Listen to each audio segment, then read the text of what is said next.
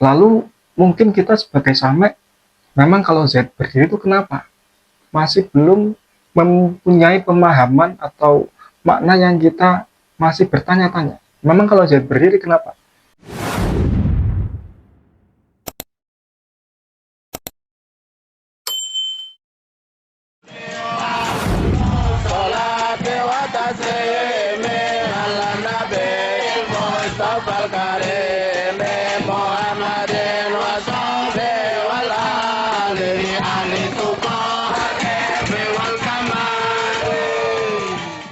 Bismillahirrahmanirrahim. Pada pertemuan kali ini kita akan membahas di pembahasan Al-Kalam wal Abdul Murakabul Fidubiladuni di awal kitab Jurumiyah. Al-Kalamu utawi kalam nungging ulama ahli nahwu iku wa utawi sing jenengane kalam iku al-lafdu kedah lafat. Sifat lafat al-murakabu kang den susun-susun apa huwa lafat. Sifat lafat al-mufidu kang maida apa huwa lafat maidai bil wadmi kelawan sesaning mutakalim. Kita artikan secara bahasa, kalam ialah kata yang tersusun dan mempunyai faedah dilakukan dengan unsur kesengajaan. Kalam di sini secara bahasa yaitu kalimat. Oke, kalam yaitu kalimat. Lafat secara bahasa yakni kata. Kemudian murakab secara bahasa yaitu tersusun. Kemudian ada mufid. Mufid di sini secara bahasa ialah berfaedah. Oke. Kemudian ada bilwadengi kelawan susunan mutakalim, yakni kesengajaan. Dalam artian mempunyai kesadaran dalam pengucapan kata. Kita akan bahas satu persatu.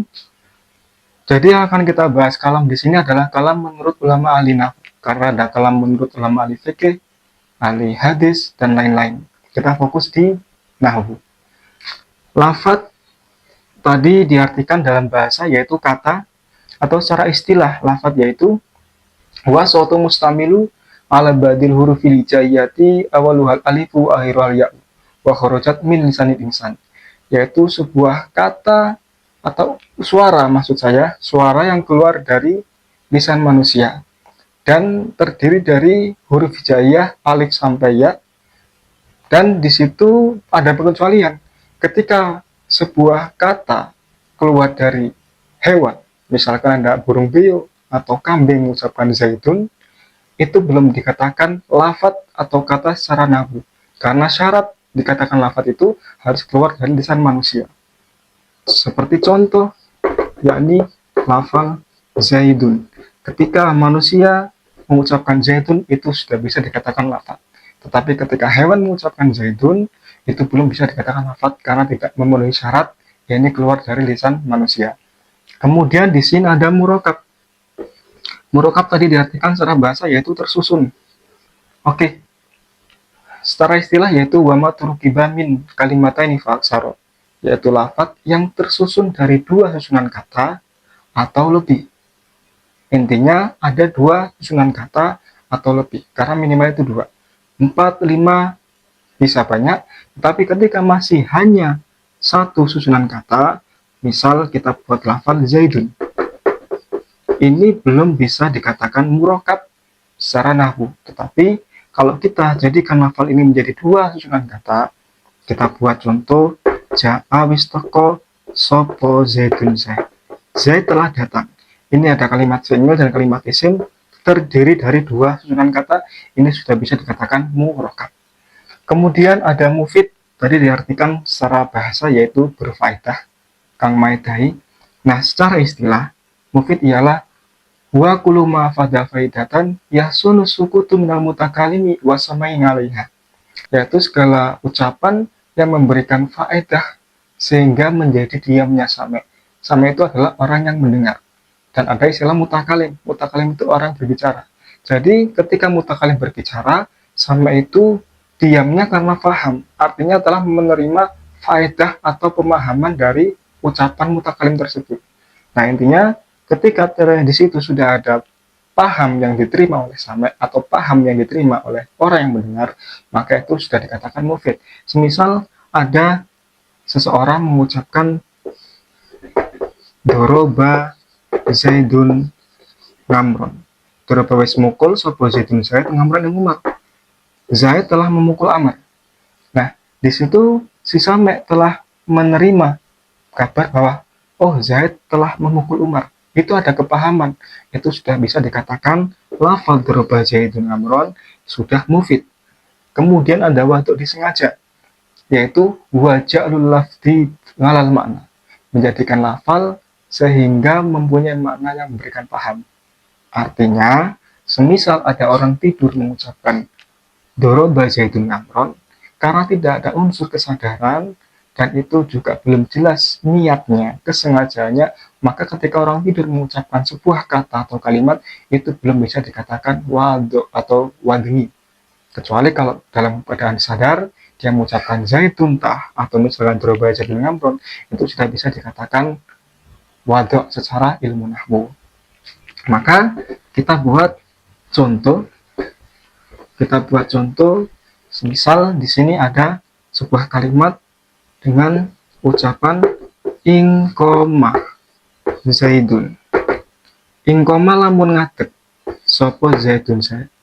Jika Zaid berdiri. Lalu mungkin kita sebagai Same, memang kalau Zaid berdiri itu kenapa? Masih belum mempunyai pemahaman atau makna yang kita masih bertanya-tanya. Memang kalau Zaid berdiri kenapa? Contoh, ini sudah ada lafadz teman-teman. Kalau dikatakan lafadz, oke, saya mengucapkan ingkoma Zaidun. Berarti ingkoma Zaidun ini sudah termasuk lafadz. Satu, sudah memenuhi kategori lafadz. Kemudian yang kedua, murokab. Di lafal ingkoma Zaidun itu sudah terdiri dari 1, 2, 3 susunan kata. Berarti sudah memenuhi unsur kalam yang kedua yaitu murokab. Yang ketiga, kalau kita katakan di sini mempunyai faedah atau pemahaman yang kita terima, namanya belum memenuhi karena masih ada pertanyaan. Jika Zaid berdiri, memang kenapa? Kita belum menemukan kepastian. Ketika Zaid berdiri, kenapa? Kalau dikatakan waduk itu sudah. Karena ketika saya mengucapkan ingkoma Zaidun itu kesengajaan. Jadi seperti lafaz ingkoma Zaidun, jika dikatakan kalam menurut ulama ahli itu sudah atau belum? Kita jawab belum. Karena kalau lafaz oke, sudah. Kemudian murokab sudah karena tersusun. Kemudian waduk disengaja itu sudah. Namun ini belum memenuhi kriteria yang nomor 3, yaitu bagian mufid karena belum paham. Gitu. Kalau kita misal lagi buat susunan kata yang sederhana saja, doroba Zaidun amron. Doroba wis mukul sapa Zaidun Zaid ngamron ing ngamr. Zaid telah memukul Umar. Kalau lafal doroba Zaidun ngamron, ini kita bahas. Doroba Zaidun ngamron dikatakan lafaz sudah. Karena terdiri dari huruf hijaiyah atau kita istilahkan kata. Kemudian dikatakan murokab jelas sudah. Karena ini terdiri dari 1, 2, 3 susunan kata. Kemudian kalau dikatakan mufid sudah. Karena mempunyai makna yang sempurna. Artinya kita tahu bahwa kalimat itu mempunyai informasi Zaid telah memukul Amr. Kemudian waduk dikatakan dengan sengaja. Saya mengatakan doroba Zaidun ngamron. Ada unsur kesengajaan dengan kesadaran. Berarti ini sudah memenuhi unsur kalam. Maka saya ulangi lagi bahwa kalam yang dimaksud dalam nahwu itu adalah kalimat, lafaz itu kata, murokab itu tersusun, mufid adalah berfaedah atau mempunyai paham yang kita terima, waduk itu adalah unsur kesengajaan. Ketika 4 ini belum terpenuhi, yakni belum lafaz, belum murokab, belum mufid, atau belum waduk, salah satu saja tidak terpenuhi, itu belum sempurna dikategorikan kalam atau kalimat dalam bahasa Indonesia menurut ulama ahli nahwu. Itu part 1 pembahasan tentang kalam yang kita bahas di sini. Apabila kawan-kawan merasa bermanfaat, bisa like, subscribe, dan share. Jangan lupa komen yang positif, saran dan kritik kita terima.